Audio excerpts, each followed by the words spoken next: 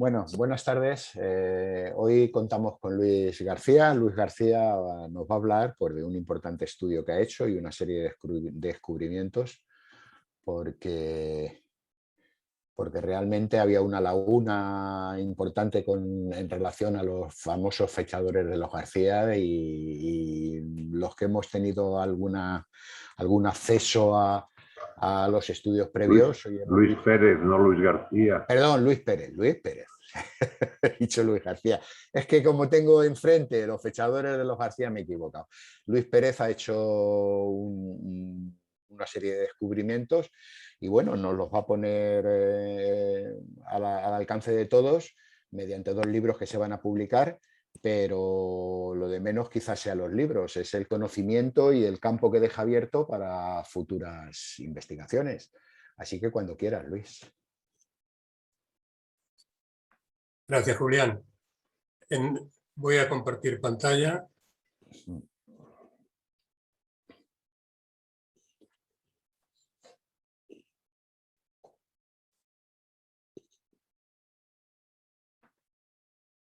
Bien.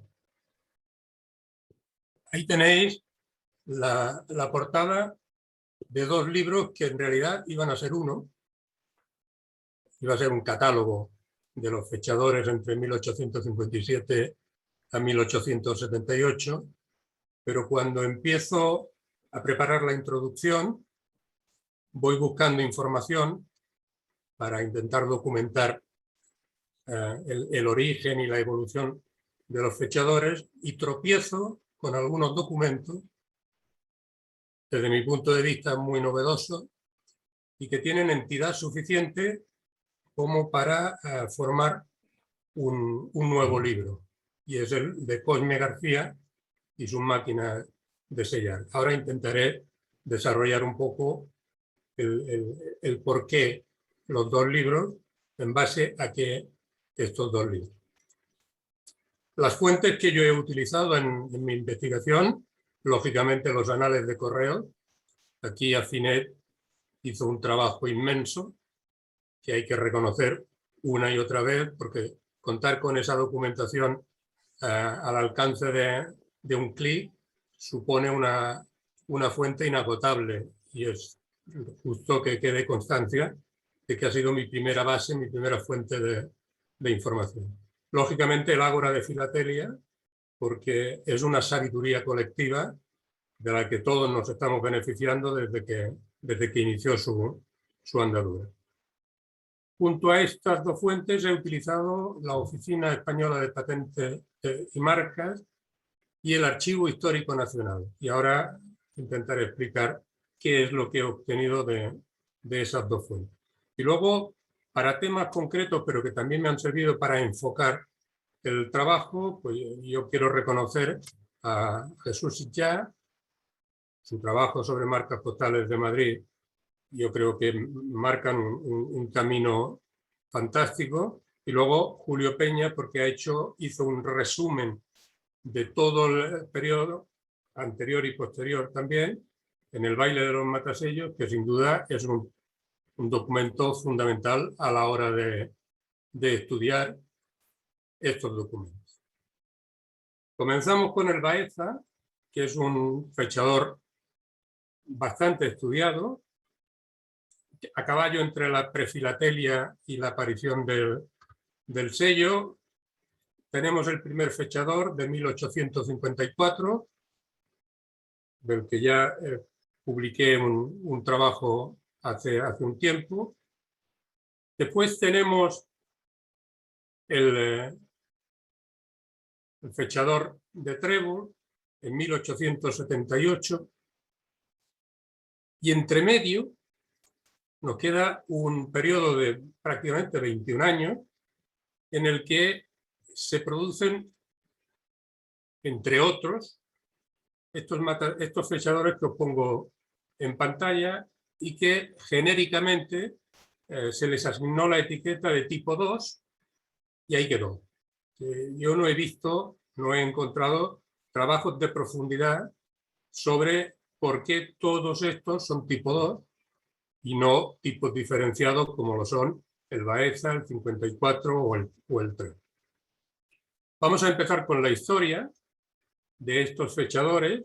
Vamos a seguir un orden cronológico y arrancamos en 1856, cuando Cosme García se une a Tomás Lozano y a otro empresario de Madrid, y aprovechan un invento de Cosme García, solicitan el derecho de la cédula de privilegio, que es un documento imprescindible para poder distribuir cualquier invento en esa época, y solicitan de la reina que les extienda una real cédula de privilegio. Eso ocurre el 16 de mayo de 1856. La reina, lógicamente, después de analizar la petición y comprobar que se han cumplido todos los requisitos, extiende esa real cédula ya en septiembre del año 56.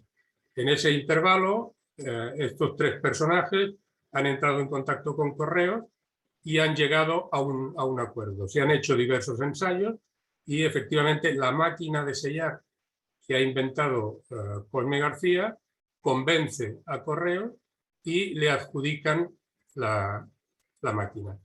Posteriormente, una vez que la máquina ya está en uso, se cumple el último requisito legal en aquel momento, y es comprobar que efectivamente la máquina estaba siendo utilizada. Y en este documento, ya de octubre del 57, viene a confirmar que efectivamente la máquina está en uso en la administración de correos de esta corte, en la que la persona que hace la comprobación ha visto varias máquinas para sellar, que me dijeron algunos empleados ser de la clase y circunstancias para las que se había pedido el privilegio. Con lo cual se confirma que el invento está funcionando y por tanto ha cumplido todos los trámites. En ese tiempo, Correos distribuye el fechador a todas las principales, y ahora veremos a cuáles y cómo. Uno de los temas que me preocupaba desde el principio cuando empecé a investigar es cómo era en realidad el sello de fecha, porque desgraciadamente, siguiendo una tradición en la historia española, en la historia en general y muy especialmente en la postal, no tenemos constancia de cómo era esa máquina. No existe esa máquina. De hecho, en los documentos que yo he podido ver en la oficina de patentes, se habla de que junto a la solicitud del privilegio iba un tubo de hojalata del que no se sabe nada y que muy probablemente pues, contenía los planos de la máquina y que nos hubieran podido servir para descubrir cómo era en realidad. En principio, el fechador que se utiliza en 1857, el de la primera máquina de Cosme García, es este del que os he puesto el ejemplo de Alicante. Tipografía alta y estrecha, con remates, lo que se llama serifa en los extremos, una letra muy adornada, muy elegante. El mes va inclinado a la izquierda y el año va en 2 cifras. Correos, mediante esta circular, distribuye la máquina, la envía a todas las administraciones principales, y de la importancia de ese envío da cuenta el hecho de que quien lleva la máquina en persona es el propio inventor, Cosme García, que va una por una a todas las administraciones principales y algunas no principales a llevar la máquina y a explicarles cómo funciona y cómo hay que cuidarla. En esa máquina, en esa circular, perdón, se advierte de que se tenga cuidado con los números que marcan el día. Fijaos que no habla ni del mes ni del año. Solo advierte que se cuiden los números que marcan el día.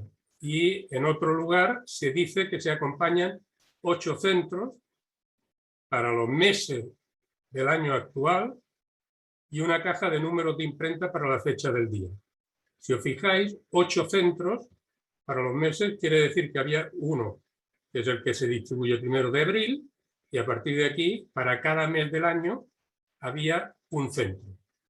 Lo cual nos lleva a deducir que el sello de fechas tenía esta composición.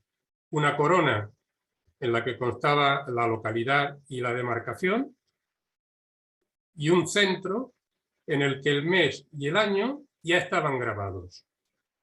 Y quedaba un hueco para colocar la pieza que marcaba los días. Esto es la conclusión a la que se llega leyendo la circular de correo. Sin embargo, el bloque central sufre algún cambio. Y os voy a poner el ejemplo de Puerto Rico, porque aquí es donde llega lo que yo creo que es un descubrimiento importante. En el Archivo Histórico Nacional hay dos expedientes, en realidad es un expediente y una copia del primero con añadido de algunos documentos, pero esos expedientes que se conservan en el Archivo Histórico Nacional corresponden a la petición que hace la Administración de Puerto Rico, la Administración de Correos de Puerto Rico, a través del gobernador militar, el capitán general de Puerto Rico, a la Administración española. Hay un montón de cartas que se intercambian diferentes autoridades, y en una de esas cartas, perdonad, pero es que tengo las imágenes de las caras aquí y no sé, me están molestando. Me las voy a llevar ahí. Uno de esos documentos nos da una cierta clave, y es una carta que Tomás Lozano le dirige al director general de Ultramar. Y le dice que tenemos el honor de acompañarle 9 piezas de los años de 1862 al 70 inclusive, para la máquina de timbrar de fechas de la Administración de Correos de Puerto Rico que reclama aquella administración. Es decir, ahora ya hay 9 piezas, pero cada pieza es para un año diferente. Por lo tanto, el centro, ampliada la frase clave de este documento, y esto nos dice que el fechador ha cambiado, de alguna manera se ha modificado para poder incorporar un nuevo cajetín, en este caso para el mes, porque el año continúa siendo fijo. Por tanto, el año no lleva ningún mecanismo para cambiarlo, sino que al cambio de año hay que cambiar todo el centro. Por eso, en el documento anterior, en la circular de correo, vimos que decían cuidadito con las fechas de los días, con las piezas de los días, porque harán falta para seguirlos utilizando. Por tanto, tenemos que el fechador evoluciona entre el inicial del 57 y este que se envía en el 61 a Puerto Rico. Y eso nos da lo que para mí sería el tipo D57. Aquí sigo un poco las enseñanzas de Jesús Sitjar en su libro sobre Madre.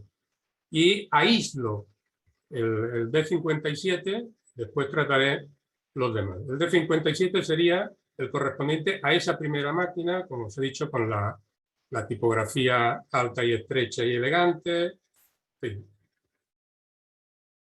con la leyenda acabada en punto, el mes inclinado a la izquierda, el año en 2 cifras, la demarcación numérica que va entre paréntesis y que se envía a todas las administraciones principales, excepto a Santa Cruz de Tenerife. O al menos yo no he sido capaz de encontrar una muestra de que Santa Cruz de Tenerife utilizara este tipo de fechador. Imagino que la distancia hasta Canarias en aquellas épocas pues hizo inviable el viaje de Cosme García, y por tanto la máquina no se llegó a enviar. Esta primera máquina no se llegó a enviar.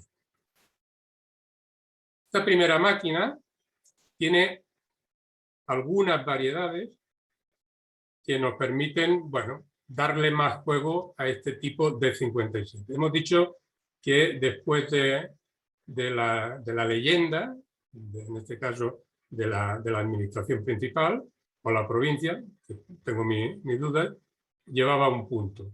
En el caso de Orense no hay punto. El único caso de este tipo en el que la leyenda no acaba en punto. En el caso de Bilbao tenemos un fechador que cumple los requisitos, pero hay un segundo fechador que se envía con posterioridad que ya no tiene el punto. Por tanto, son pequeñas variaciones sobre el tipo general. Son los únicos casos que he encontrado entre las administraciones principales en los que hay alguna variación significativa. Son los dos tipos de Bilbao. Una segunda opción del tipo de 57 es cuando se envía a administraciones que han sido principales, pero que ahora no lo son. Y en este caso, por ejemplo, tenemos el de Alcón. Aquí se siguen cumpliendo los requisitos. La provincia o demarcación con el punto y la provincia, en este caso, la leyenda con el punto y la provincia con el punto al final. Pero hay también algunas pequeñas variaciones que yo creo que son significativas y que le dan una cierta vistosidad al estudio de este tipo. En el caso del puerto de Santa María, falta la provincia, evidentemente la denominación de la localidad es tan larga que no deja espacio para colocar la provincia y se elimina. Y en el caso de Manzanares se recurre a un recurso curioso que es la abreviación de Ciudad Real, y es el único ejemplo en el que la demarcación aparece abreviada. Tenemos un tipo más dentro de este 57, una variedad curiosa, y es la que contempla la provincia con letra de palo. Si os fijáis, no se corresponde la tipografía superior con la tipografía inferior. Eso ocurre en todas las administraciones de la provincia de Madrid que reciben el fechador, pero también ocurre en poblaciones aisladas, ciertamente incomprensibles, pero ahí están, como es el caso de Ateca o como es el caso de Sevilleja en Toledo o de Belén Málaga, en la provincia de Málaga, que también reciben inicialmente este fechador, aunque es de reconocer que les dura poco, porque al poco de aparecer este ya empiezan a utilizar el tipo siguiente, lo cual quiere decir que probablemente Correo les reclamó esa máquina para destinarla a otros usos. En cambio, Baleares es un caso curioso, que también merece la pena resaltar, porque en este caso ya no aparece la provincia o la administración principal, sino que aparece la isla a la que pertenece la localidad. Es una variación curiosa, pero que yo creo que es significativa y ocurre con todas las administraciones de las Baleares que reciben este fechador. En el caso de Sóller o... En el caso de Ibiza, aún se da una nueva modificación, y es que, claro, como la localidad y la isla coinciden, pues se sustituye la isla por una estrella de 5 puntas. Una estrella de 5 puntas que después va a servir como modelo para los casos de las máquinas que se envían a Filipinas, a Puerto Rico y a Cuba, que también llevan esa estrella de 5 puntas en el lugar que debería ocupar la demarcación. Claro, el problema con esta primera máquina es que era muy sofisticada y eso significa que el presupuesto se dispara. Si observáis la anotación, bueno, haciendo mínimos números, sale cada máquina a 2.000 reales, lo cual significa una cantidad importante para la época. Correos contrata con Cosme García y Tomás Lozano 350 máquinas, de las que construyen, 250 de las que construyen inicialmente 150, y al año siguiente, en el presupuesto del 58, incorporan una partida para la 100 restante.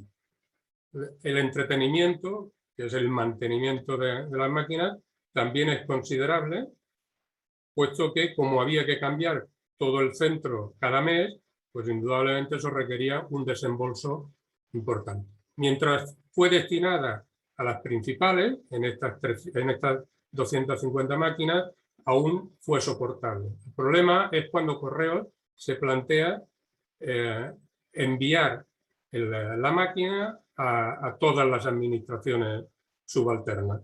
Aquí, lógicamente, el presupuesto ya es imposible y es cuando aparece un documento en la oficina de patentes que para mí había quedado ignorado, yo no lo conocía hasta que me tropecé casualmente con él, y es una segunda petición por parte, en este caso ya, de Lozano y compañía, es decir, han creado una empresa para comercializar la máquina y solicitan la Real Cédula de Privilegio para una segunda máquina. Como podéis ver, las fechas, ya en este caso la solicitud es de septiembre del 57, recordamos que la anterior era de mediados del 56.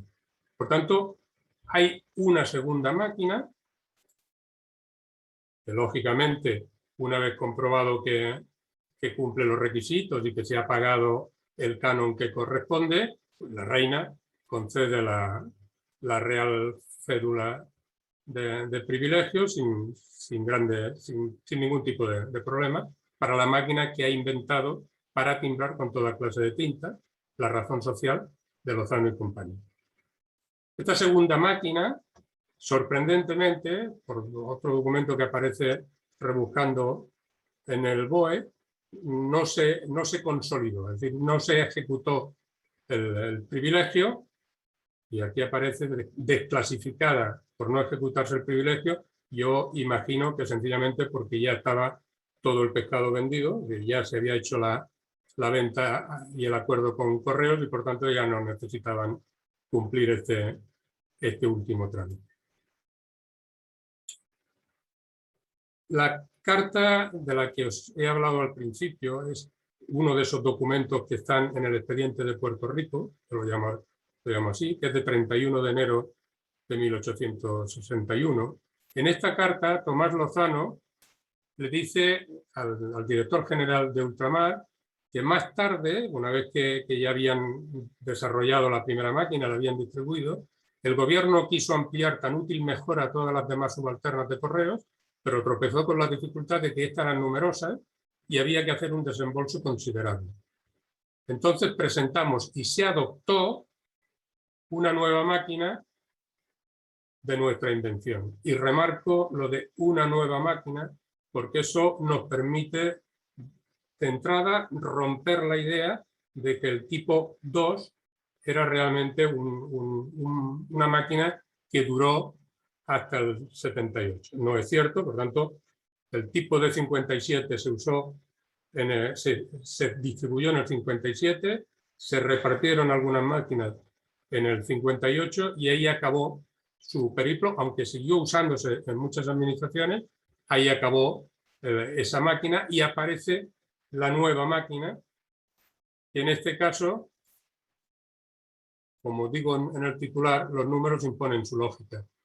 De esta segunda máquina, Tomás Lozano confirma que su coste permitía su adopción, pues mientras de las primeras era de 2.000 reales de Bellón cada una, el precio de la segunda, provistas de sello, piezas móviles para la fecha y demás necesario, quedaba reducido a 600 reales. Es decir, se reducía de manera muy considerable el presupuesto y eso facilitaba que, como dice el propio Tomás, fueran establecidas en todas las subalternas de correo, donde están funcionando con un resultado inmejorable. Por tanto, tenemos un nuevo tipo que pertenece a una nueva máquina. Por tanto, el tipo de 58, desde mi punto de vista, debería ser diferenciado de manera definitiva ya del tipo de 57. Por tanto, habría que acabar con la idea del tipo 2, porque no se corresponde con el resultado de mi investigación. Pero ya digo que estas son ideas que yo dejo plasmadas. El tipo del 58 tiene la tipografía pequeña, más o menos pequeña, pero ya no es la tipografía alta y estilizada del 57. Las leyendas pierden el punto final, el mes continúa inclinado a la izquierda, el año sigue siendo en 2 cifras y la demarcación continúa encerrada entre paréntesis. Por tanto, en realidad, la única diferencia sería la pérdida de los puntos y el cambio de la tipografía. Y en este fechador en concreto se producen algunas confusiones típicas de la época entre si utilizar el nombre de la demarcación de la administración principal o el nombre de la provincia. Como veis, en unos casos se utiliza Bilbao, en otros Vizcaya. Eso ocurre fundamentalmente, lógicamente, en las provincias en las que la capital no se corresponde con el nombre de la provincia. En San Sebastián o Guipúzcoa pasa exactamente igual. Hay esa duda, por tanto, en unos casos, en unas remesas va con San Sebastián y en otras remesas va con Guipúzcoa. En el caso de Álava no se utiliza Álava, se utiliza Vitoria, y en el caso de Navarra, como veis, también hay esa confusión entre Navarra o Pamplona. Unas veces en la provincia, otras veces en la administración principal. Por tanto, ya tenemos 2 tipos, el D57 y el D58, que desde mi punto de vista quedan perfectamente definidos. Pero si avanzamos, aún encontramos algunas variaciones más. Por ejemplo, en este caso que estáis viendo, que son las máquinas que se distribuyen a partir del 59, las leyendas vuelven a recuperar el punto, lo cual las diferencia del tipo D58.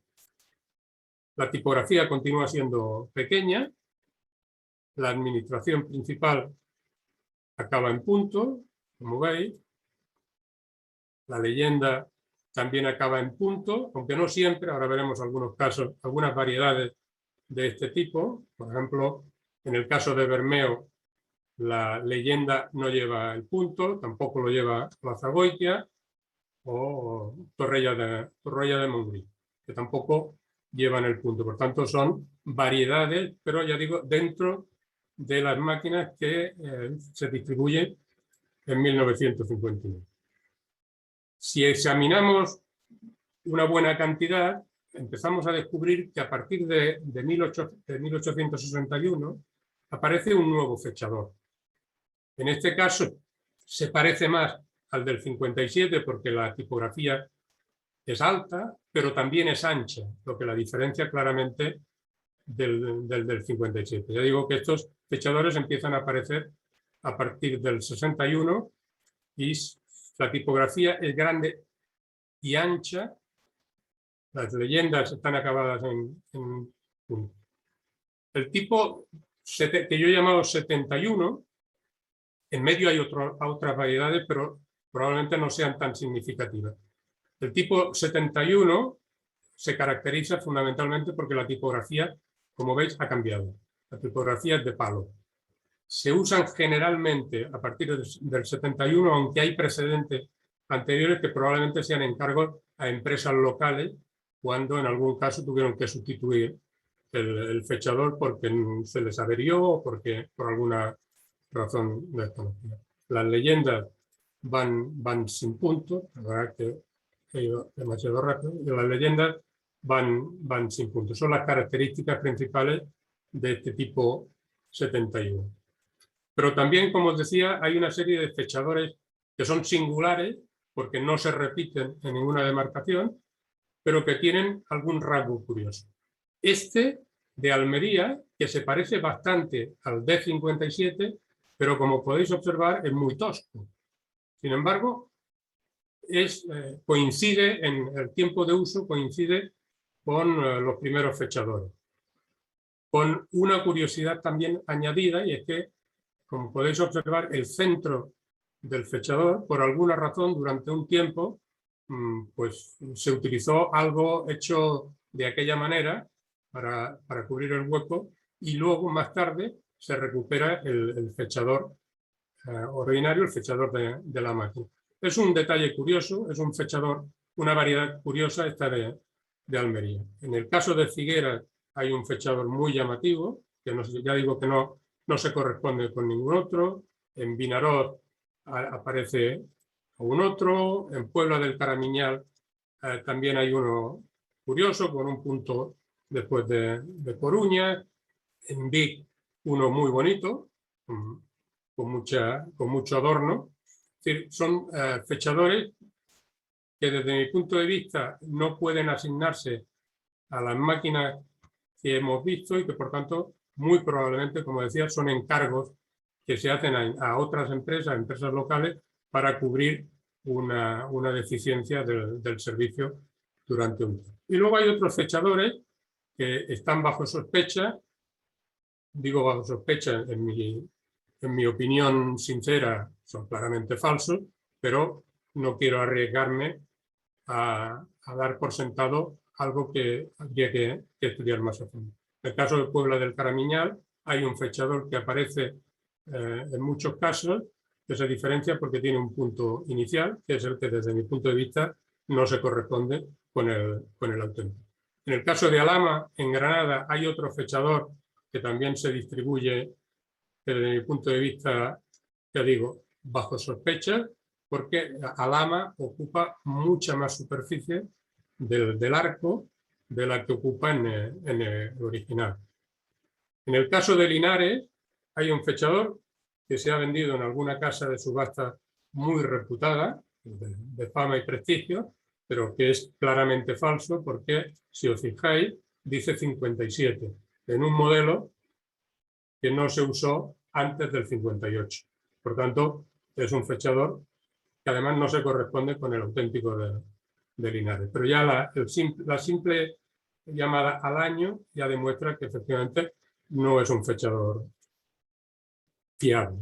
Y en el caso de la villa de Orotava, también hay un bloque ancho, curiosamente con el mismo sello del Real, en el que aparece un fechador que también marca 57 y que, lógicamente, no puede ser, es inviable que en esa fecha se utilizara, sobre todo teniendo en cuenta además que a la principal, a Santa Cruz del Tenerife, no llegó el fechador en 1857 y por tanto es un fechador claramente bajo sospecha.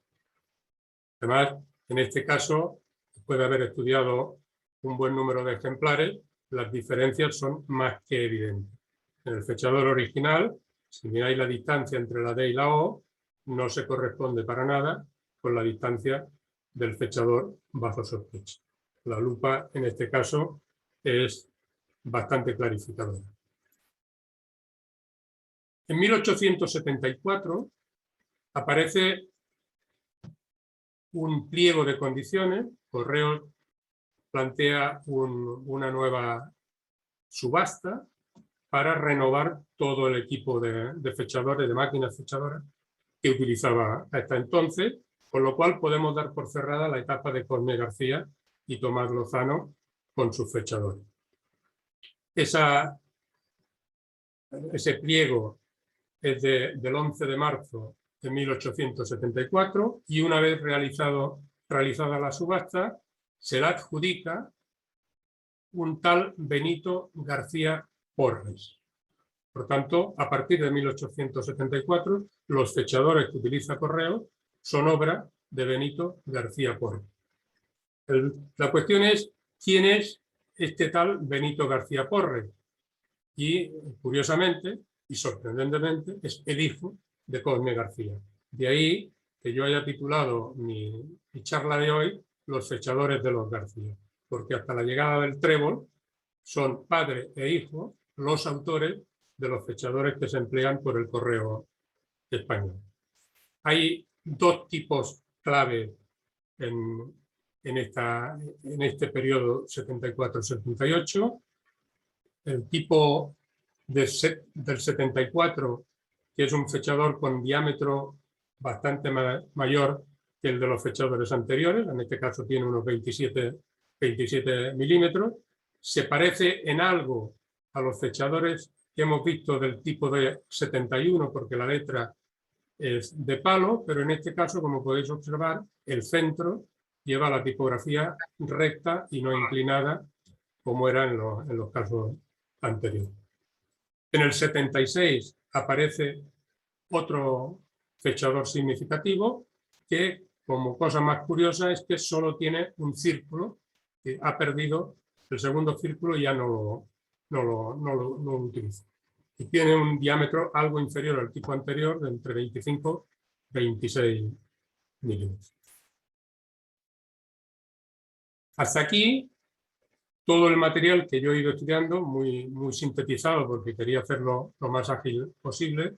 Os muestro una página, o 2 páginas en este caso, del libro de los fechadores para explicaros cómo he distribuido toda esa información que yo he trabajado, provincia por provincia, con algunas pequeñas explicaciones de en qué momento se organiza postalmente la provincia, qué estacetas existen, cuándo se crean algunas de las estacetas más significativas, un mapa con la distribución a nivel de provincia de todas las administraciones que emplearon fechador y el desglose localidad por localidad, comenzando por la principal, de todos los fechadores, asignándole el código correspondiente de 57, de 58, etc. Y las fechas extremas, tanto inicial como final, que hasta ahora hemos podido descubrir a través de los diferentes hilos del Ágora de Filadelfia. En el caso del libro de Cosme, el formato es bien diferente, porque aquí lo que he buscado es reproducir uno a uno todos los documentos de los 4 expedientes. Algún eco parece que hay por aquí. De los cuatro expedientes reproduzco todos los documentos uno por uno, de manera que he intentado confrontarlos. A la izquierda quedará el documento original y a la derecha una transcripción de toda la información contenida en el documento con tipografía más legible, de manera que se pueda interpretar más rápidamente el contenido de cada documento y no requiera que cada uno tenga que hacer un trabajo que a veces es complicadísimo, porque cuando es en este caso hay poca letra a mano, pero hay otros documentos en los que son todos escritos a mano y resulta difícil leerlos, y yo he querido, de alguna manera, anticipar ese trabajo y facilitarlo en mi trabajo. Y aquí los tenéis, como digo, otra vez, que al fin y al cabo yo he venido hoy aquí a hablar de mis libros. Muchísimas gracias por el tiempo que me habéis dedicado.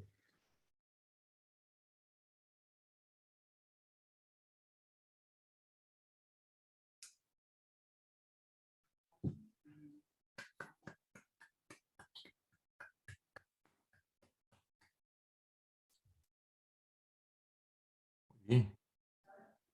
Julián, no se te oye. Estás silenciado. ¿Ahora? Ahora sí. Que muchísimas gracias, Luis. La verdad es que nos has abierto un campo muy interesante y sobre todo lo que considerábamos un único matasello con variantes, al final nos damos cuenta de que son distintos matasellos, distintas máquinas y que cada uno tiene su sentido.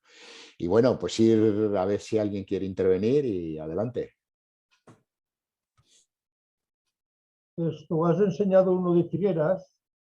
Ya tienes controlado otro que hay entre medio. Si lo tienes, Sí. Ya lo tienes. Vale. No, ya digo que he intentado hacer una síntesis breve del material. Como podéis comprobar, los que tiráis el libro es muchísimo más amplio. Yo he tratado de sintetizarlo y me he saltado bastantes cosas que he pensado que no eran objeto de esta primera intervención más genérica y más de dar entrada a este trabajo. De cada localidad hemos ido reuniendo los diferentes fechadores que se emplearon en este periodo. En el caso de Figueras hay varios, hay como 4 o 5 por lo menos. diferentes, con formatos diferentes, y están recogidos, como decía, en el libro. En la Además, provincia de Gerona lo podrás comprobar. además, estos de Gerona, estos de Figueras, que están cerca de mí, eran muy guarros, porque por lo regular cuesta mucho uno encontrar bien estampado. Con En todos, cambio, no son los de Figueras, Xavier. bueno, pues el de Puerto Santa María, este señor, si algún día se conociera, habría que darle una medalla porque Ese daba sí. justo cómo mataba a este hombre, tú. No, hay ejemplares muy logrados, pero la verdad es que ha sido un trabajo ímprobo y conseguir marcas de suficiente calidad para que después, a la hora de imprimirlas, al menos permitan ver qué es lo que pone en el matasello. Lamentablemente, ya digo, la historia de nuestro correo no es precisamente loable en muchos aspectos, y en el del cuidado de las marcas, desde luego, no lo es. Es que Figueras, del tipo que llamamos tipo 1, bien estampado, yo ya tengo 80 años y no sé si habré visto uno en mi vida. Del tipo 1, de estos rectas, ¿eh? Ahora los estoy mirando. Luis, has hablado de las máquinas del 57 y 58 y de las demás máquinas tampoco se sabe nada.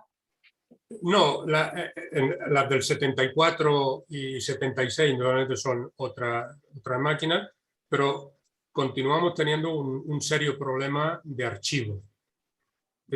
Igual que se perdió el tubo de hojalata en los dos casos en los que Cosme inventa máquinas, las dos solicitudes están acompañadas de un tubo de hojalata, y el tubo de hojalata no existe en ninguno de los dos casos. Y es una pena, ya digo, porque yo estoy convencido de que en ese tubo de hojalata iban enrollados los planos de las máquinas, lo que nos hubiera dado una gran información sobre cómo eran y cómo funcionaban los rodillos y cómo funcionaba toda la máquina, cosa que ahora tenemos que intuir, tenemos que intentar averiguar a base de, pues eso, de sacar de este documento un comentario, de este otro comentario, y a partir de ahí intentar hacernos una idea global de cómo eran, cual no es fácil. De las máquinas del 74 y del 76 no he sido capaz de localizar absolutamente nada. Te digo, las del 74, las del 57 y del 58 están en el libro que he titulado Cosme García y su máquina de leer. Sí que aparecen ambos expedientes, que son voluminosos. Y deben contar, no sé, Manolo, ¿cuántas hojas tiene cada expediente? Lo menos 30 o 40 cada uno de los expedientes debe tener. Sí, no lo sé exactamente, pero pues sí, hay algunos de 11, 12, pero vamos, del archivo me parece que son del orden de 40 y de los otros me parece que son más, 60 o por ahí. Ya digo, al principio la idea era esa información integrarla en la introducción al catálogo, pero me parecía una documentación muy interesante y me ha parecido muy conveniente ponerla a disposición de la comunidad filatélica. Por eso la idea de, bueno, pues hagamos una especie de separata con los expedientes para que quien quiera pues pueda consultarlo. Hace poco no sé quién me preguntaba por correo si contemplaba Puerto Rico. He de decir que en el catálogo no aparecen las colonias, no aparecen porque es un campo también muy grande, como no aparecen las estafetas ambulantes, que también emplearon máquinas fechadoras entre el 57 y el 78. Pero las he dejado aparte como otro capítulo que cuando llegue el momento, si puedo y tengo energía, completaré. Pero de momento está centrado en lo que es el territorio hispánico. Recuerdo que como adelanto me diste, te pregunté por la estafeta de Tarazona de la Mancha y Montalegre del Castillo, y me dijiste que, porque yo pensaba que era que se habían distribuido los fechadores y se habían distribuido y ya está, y resulta que parece ser, o por lo que me dijiste, era que con el ambulante del Mediterráneo se modificó todo y se cambiaron, se cerraron esas que pasaron a ser administraciones de segunda y Ujú. se crearon la de La Roda y bueno, y otras. Sí, no recuerdo ahora. Sí. Toda esa información la das en el libro y Parte de esa Parte. información está en el libro. La otra parte la estoy incorporando ahora en mi página web, en los rodillos, en los fechadores de puente. Estoy reflejando cuándo nace cada estafeta, cuándo se transforma en agencia o en cartería, en todos los vaivenes que van sufriendo las diferentes estafetas. En este caso, es decir, en el caso del 57, el 78, he reproducido toda la documentación a la que he tenido acceso que confirma en qué fecha se crean las diferentes estafetas, las que he podido localizar. Ya digo que en los anales, desgraciadamente, no está toda la documentación. Los anales son una síntesis de la documentación generada por correos, pero hay mucha otra documentación que no se incorporó a los anales y que debe estar en archivos, no se sabe dónde, y que esperemos que algún investigador sea capaz de llegar hasta el cajón donde están y pueda decirnos todo lo que falta en los anales. Muchas gracias. ¿Alguien más quiere intervenir?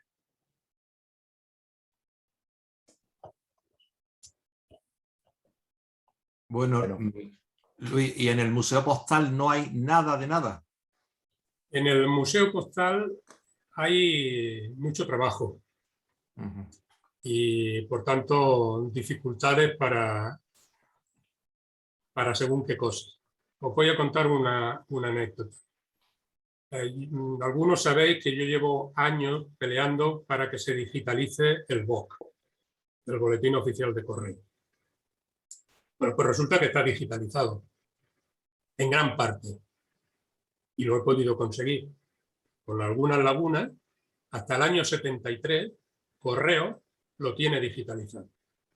Yo he pedido permiso para que a través de Afinet se puedan publicar en la página web.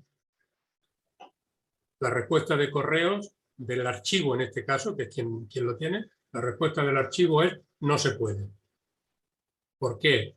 Porque nuestros servicios jurídicos no nos dejan. ¿Por qué? Derechos de imagen. No me saben dar una explicación, pero el hecho cierto es que me han negado autorización para que yo pueda poner ese BOC al alcance de todo el mundo. Ya he hecho alguna gestión a través de Pinto para que la propia Afinet mueva hilos a ver si Correos se digna publicar esa documentación. Los que intentamos averiguar cosas sobre nuestra historia postal tenemos muy serias dificultades, porque los archivos no están organizados, en la mayoría de los casos no están organizados, y cuando están organizados resulta que no se puede no sé qué porque alguien se opone. Con lo cual, flaco favor le hacen a la filatelia y a la historia postal cuando nos bloquean de esta manera. Ya digo, yo ahora estoy trabajando con el BOC porque estoy expurgándolo y localizando cuándo se crea cada estafeta, y el material es impresionante. La cantidad de temas que voy apuntando en una carpeta que he llamado temas curiosos va creciendo de manera exponencial, porque hay cantidad de temas de los que en algún momento se ha hecho algún comentario, pero que están documentados. Y lo único que hay que hacer es tirar del BOC, leerlos, estudiarlos y publicar. Ya está, no hay más. Pero ya digo, ese paso aún no lo podemos dar porque Correos, a pesar de que tiene desde 1909, que esa es otra, y desde el 89 creo recordar que se acaban los anales, hasta 1909 no hay nada. El Boletín Oficial de Correos empieza a publicar en 1909, lo cual quiere decir que toda la documentación de esos años en medio está guardada. No se sabe dónde. Claro, ahí hay una cantidad de información brutal que si no la ponen al alcance de los mortales, pues se pudrirá, se la comerán los bichos y se perderá. Y luego hay otro agujero negro en el Boletín Oficial desde el 39 al 44, porque el Boletín Oficial de Correos en el 39 ya no se publica y no vuelve a publicarse hasta el año 44. Con lo cual todas las resoluciones, las órdenes ministeriales, las órdenes, las circulares y demás que Correo genera en ese periodo de tiempo, bueno, están ahí. En algún sitio deben estar durmiendo el sueño de los justos y a la espera de que alguien se digne revisar esa caja, ordenarla y darla a conocer. Yo por eso mi esfuerzo ha sido intentar poner al alcance de todo el mundo aquello que yo voy descubriendo. A quien le sirva, pues perfecto, y a quien no, pues mira. Quería comentar, Luis, una cosa. Yo he estado me he pasado muchas horas en la biblioteca del Museo Postal antes de la pandemia, pero muchas, y realmente buscar órdenes es imposible. Yo investigué mucho una cosa que parecía que estaba que había bastantes, pero tenía saltos, que son los anuarios de Correos. Correos sacaba un anuario, muy incompleto. El primero, por años completos, el primero es del año 73, pero luego tiene varios saltos, faltan años entre medias, hay muchos seguidos, hasta 1900 o 1905 por ahí, pues está casi completo, pero hay saltos entre medias. O sea, es muy difícil. Es que no hay personal. Porque allí había una persona nada más, la secretaria, que curraba, que cambió además. Primero era una chica que se llama Yolanda y ahora hay otra que se llama Carmen. Y cambiaron y bueno, y sé que han trabajado muchísimo para digitalizar y todo eso, pero no tienen... Y luego hay un archivero que se llama Álvaro, el archivero, que el archivero dice que hay cosas guardadas en un almacén, pero que no se pueden sacar porque nadie sabe dónde están. Ahí tenemos ¿Tú has podido consultar el BOC, Ray? No, el BOC no lo consulté. En el BOC están todas las órdenes de creación de estafetas. Yo las estoy sacando, estoy revisando año por año, ya solo me falta del 16 al 35. Todos los demás años ya los he expurgado.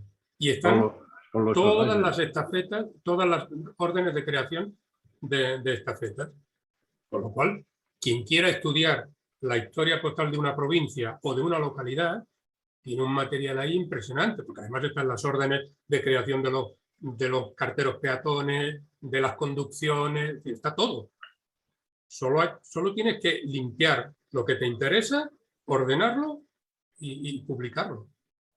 Pero claro, el problema es que no nos dejan.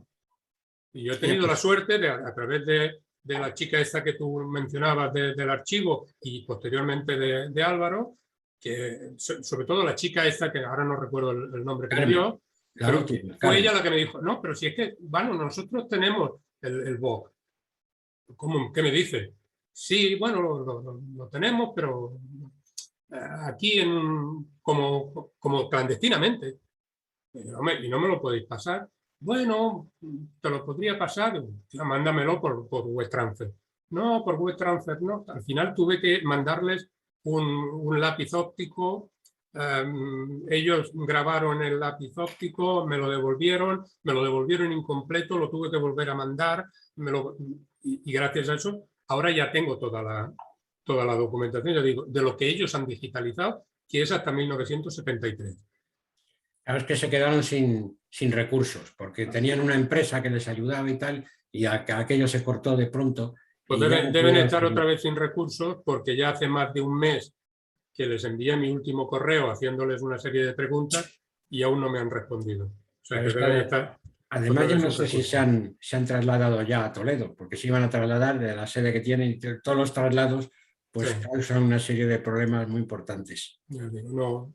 Así como de la oficina de patentes fueron excelentes y en todo momento me ayudaron, me orientaron, me facilitaron la documentación que requería. En este caso ha ido la cosa, ha costado más. Digo, estoy contento del trato que he recibido de los trabajadores, pero se ve que debajo de ese trato hay una falta de recursos brutal y es una pena. Por eso yo insisto aquí otra vez para que entre todos presionemos a ver si Correo se pone las pilas y nos facilita toda esa documentación. No ya la que tiene en caja, la que tú mencionabas, Rey, que tiene en caja, sino esa documentación que ya tienes digitalizada. ¿Tú sabes lo fácil que es coger un PDF y decir, Claro. búscame estafetas? Y te van apareciendo una por una todas las veces que aparece la palabra Sí, sí. estafeta, con lo cual no tienes que ir revisando hojas. No. Ya tienes un trabajo de selección previo. Es lo que hacemos con los anales, Claro. precisamente. Yo lo que quería hacer era precisamente lo que Afinet hizo con los anales, que una vez, y ellos ya lo tienen limpio, que todavía todo el trabajo previo agotador que se hizo con los anales, aquí no hay que hacerlo, porque ellos lo tienen digitalizado perfectamente, hasta con el lomo de la encuadernación y todo aparece. Sí. Es cogerlo, colgarlo en una página web de Afinet, para que todo el que quiera simplemente se los descargue o los consulte allí.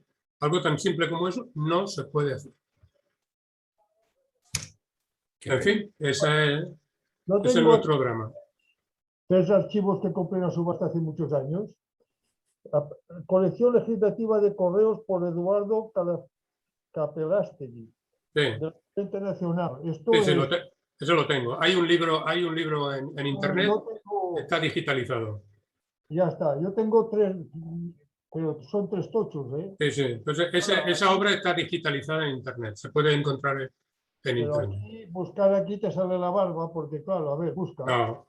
No, es lo que decimos. ¿Sí? Cuando tú tienes los anales, es facilísimo localizar lo que necesitas, porque es cuestión de utilizar el buscador y vas filtrando y vas llegando a la información. Si tuvieras que revisar los anales a mano, hoja por hoja, es que no habría quien pudiera. Es imposible localizar una información de esta manera. Hacía antes, cuando no había ordenadores, mira, andas buscando, que la mayoría te pasaban de largo sin verlo. Claro, por eso tenemos tantas lagunas. Pero lo triste es que esas lagunas en la época digital continúen. Cuando se pueden rellenar fácilmente, ya digo, simplemente con la digitalización de documentos rellena un montón de lagunas. Estas lagunas que yo intento rellenar con los fechadores de Cosme García, lo he podido hacer porque los documentos están digitalizados. Mi trabajo ha sido encontrarlos. Pero una vez encontrada el hilo, ya no tienes que buscar más. Están ahí, los coges, los lees, los estudias y sacas las conclusiones. Pero Aquí, yo creo que aquí hay mucho que ventilar, porque si el boletín oficial de correos, quiere decir que esto tiene que estar a disposición de la gente que quiera verlo. Hay mucho para ver. Por mucho que diga el asesor jurídico, coño, esto es un boletín oficial y además del año de la pera. claro, pero lo han digitalizado ellos, correos, de los libros que ellos tienen encuadernados en el museo, en el archivo o no sé dónde. Y de vez en cuando aparece la señal, en algunas páginas, aparece la señal del origen de la digitalización. Y entonces se agarran a eso, los servicios jurídicos se agarran a eso para que no se pueda compartir. Y es un delito, debería ser un delito que esa documentación no se pueda poner al alcance de toda la comunidad filatélica, porque nos ayudaría muchísimo a investigar, pero muchísimo. Te digo, yo estoy gozando, llevo un par de meses desde que conseguí que no hago otra cosa más que rebuscar y rebuscar y rebuscar en la digitalización y voy encontrando filones para cantidad de temas. Bueno, O sea que si queréis el BOC, Luis, Nos encantaría, pero esto es un medio público, no debías de decirlo. No se puede no, quiero decir que Córtalo. lo pidáis a correo. Julián. Pero no os preocupéis porque, bueno, cuando alguien dice algo improcedente lo editamos. Vale. No, pero que yo lo único que estoy Desde diciendo, luego, esa documentación me la ha facilitado. facilitado correo como investigador individual. Yo no haré uso de esa documentación para ponerla al alcance del público en general, porque no me han autorizado. Pero quien la necesite puede seguir el camino que he seguido yo, que es hablar con los del archivo y decirle, oye, me he enterado de que existe esto, ¿me podrías pasar una copia? Y a ver si a lo mejor, si empiezan a llegarles peticiones, deciden ponerlo en una página y quitarse de en medio el problema. Podría ser una manera de presionar. Pues sí. Que reciban muchas peticiones y digan, esto lo mejor es que lo pongamos en algún sitio y que nos dejen tranquilos. Pues sí, a lo Luis, mejor era... ¿qué años has dicho que te faltan? ¿Qué faltan ahí en el archivo ese? En el BOC lo que Sí. falta es del 73 en adelante no hay nada. No, pero Que no anterior de que el digitalizaron. 30, desde el 30 y... Del 39 al 44 es que no se publicó el BOC. Ah, no se publicó. No, Vale. claro, el problema es que ahí hay un pozo negro que debe estar, como decía Ray, en las cajas esas que hay en algún almacén. No, pero Claro, no se publicó ya. Correo Es siguió que dictando órdenes y se conozco siguieron... una persona que los tiene en papel, todos los BOC. Joder, pero es una locura. Pero claro, pero si se hubiese publicado, quizás los tuviese también hecho.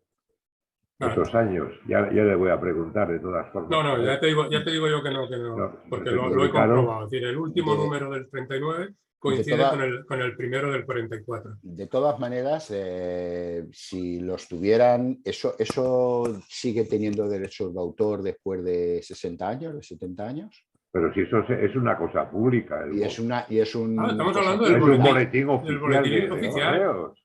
No debería haber ningún obstáculo. No tiene ningún derecho de... Lo que decía Xavi antes, es decir, si eso es un documento, si eso es un boletín oficial, Claro, no se justifica que se oculte.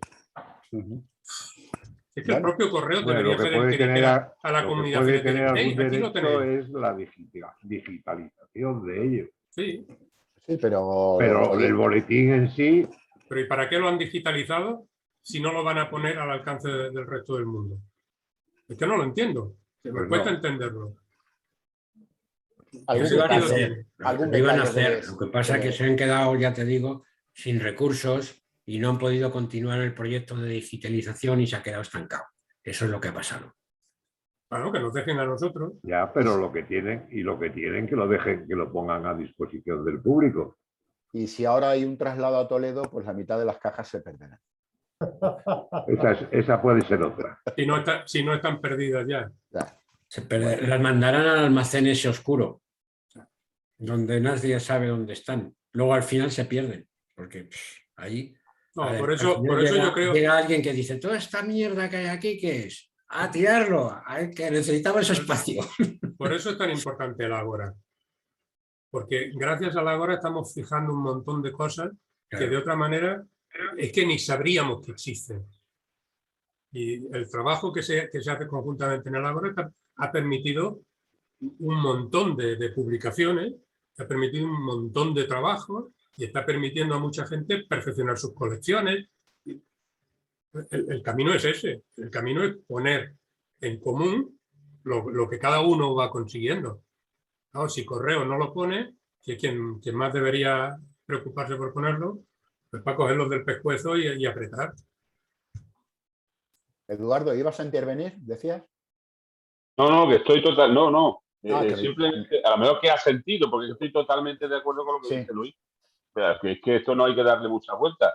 Eso es un boletín oficial que es público porque se hace precisamente para eso, para hacer pública cualquier reglamentación, orden circular, etcétera, de correo y de telégrafo. En su día de correo y telégrafo. No hay más. O sea, él no quiere... No entiendo ese tema del servicio jurídico, etcétera. Es como si, tampoco me quiero enrollar sobre el tema, pero es como si el boletín oficial, yo, o cualquiera de vosotros en vuestra página, no pudiera colgar. Yo no te digo el boletín oficial entero, que para eso ya está puesto, como sabéis, en su página, sino colgar las disposiciones referentes pues, a la pesca del atún en Terranova, que salieron en el año 56. Eso es público, totalmente público. O sea, no tiene ningún sentido el que quizás también Luis tenga razón en lo de que lo que hay es que presionar. ¿Lo que hay es?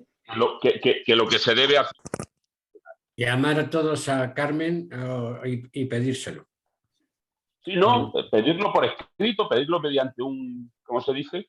Con un correo. Mediante un correo electrónico, o sea... Sí. Yo lo pienso pedir mañana mismo. Sí, yo lo hice así, envié un correo y dije, estaría interesado en tener información sobre tal año. Y entonces, a partir de la conversación que entablamos, llegó a confesarme que en realidad lo tenían todo hasta el 73. Yo, claro, Pero Claro, ¿esto sí, qué sí, es, no? De cómo el sueño del filatélico que descubre la maleta de Jaume, ¿no? Que abre la sí, maleta sí. y la ve llena de cartas. ¿no? Pues Yo cuando no me sé, dijo, yo no sé si esta chica que, no sé cómo, has dicho antes, habéis dicho cómo se llamaba, la chica esta, Yo- Carmen. Carmen. Yo no sé si allí está todavía una tal Estefanía. no, yo Era Estefanía no me suena. secretaria. Me suena No. más Carmen que... Era una Antes había otra que se llamaba Yolanda, pero ya se jubiló. Ahí, Ahora entonces, viene una nueva, hace 3 o 4 años, que es esta que está ahora. entonces ya me callo. Ya te digo que yo conocí en su día una, pero claro, y era bastante servicial. Y la mujer, pues la verdad, en todo lo que podía ayudar. Por lo menos a mí me ayudó. ¿No? El problema no es del personal. Porque el No, personal, claro. dentro de sus limitaciones, ayuda. Ya digo, yo me siento muy Sí. ayudado. Porque Yo me también, cuando facilitaron iba, ellos la pista y luego me han facilitado la documentación. En ese sentido, incluso ya te digo, yo les pregunté, ¿puedo? Yo pertenezco, no se lo dije, pertenezco a una asociación que se llama FINET, tenemos publicados los anales y esto vendría muy bien poderlo publicar. Si no lo publicáis vosotros, lo podría hacer a FINET en su página, pero no. A ti como persona te lo podemos pasar. Pero esto no se puede hacer público porque nuestros servicios jurídicos no lo permiten. A lo mejor no es que no han pagado a quien lo digitalizó. No sé. Bueno, pues ¿alguna intervención más? Pues nada, animaros. Estos libros están ya a disposición de todo el mundo. Hay un hilo abierto para pedirlos y ahí estamos. La semana que viene ya se van a llevar a imprenta para que se puedan repartir con las solidarias. ¿Puedo Entonces, daros ¿puedo prisa. haceros una consulta? Sí, claro. No tiene nada que ver con el fondo de la charla de hoy, pero sí con la forma de alguna manera. Yo llevo mucho tiempo intentando hacer algo. Mis colecciones son muy básicas. Vamos a empezar con ahí. Y lo que llevo mucho tiempo intentando hacer una especie de libro no con los sellos, hablando de los sellos, sino de los eventos filatélicos que han tenido que haber en Huelva y provincia, que es donde soy yo. Huelva. Claro, tú eres de Huelva, mira. Exactamente. Yo viví Del Círculo en Huelva. Filatélico y Numismático de Huelva. Yo viví en Huelva, en Manzanilla y en Bollullo. Muy bien. Entonces, la idea que tengo es esa, ¿no? Aunque sea una especie de libro catálogo, no es muy profundo, está un poco glosado, hablando un poco de cada vez que si hay algo, pues digamos algo, ¿no? Y no sé cómo, digamos, meterle mano para ver cómo lo puedo, digamos, editar de alguna manera. Y veo que se editan, pero tengo más problemas que el correo, tengo menos fondos que correo, evidentemente. Entonces, Tú busca a alguien en la pantalla, busca a alguien que tenga tu mismo nombre y habla con él. De todas maneras, luego, Manuel, mándame a mí un privado o ponte en contacto con Manuel Hoyos y a través de él lo puedes... Ya se ha chivado Julia. Sí, no, me he chivado, pero si sabemos quién es. Muy bien. ¿Vale? Venga, Entonces, no muchísimas gracias. Bueno, también os invito, para la semana que viene tenemos el mostrar y explicar. Está prácticamente cubierto, pero nos interesa ir teniendo más gente para las próximas charlas. Así que nada, la semana que viene nos vemos y muchísimas gracias por la asistencia. Gracias, Luis, por... A vosotros por escucharnos. Gracias, Luis, gracias. Lo hemos pasado muy bien. Muchas gracias. Buenas tardes. Hasta luego.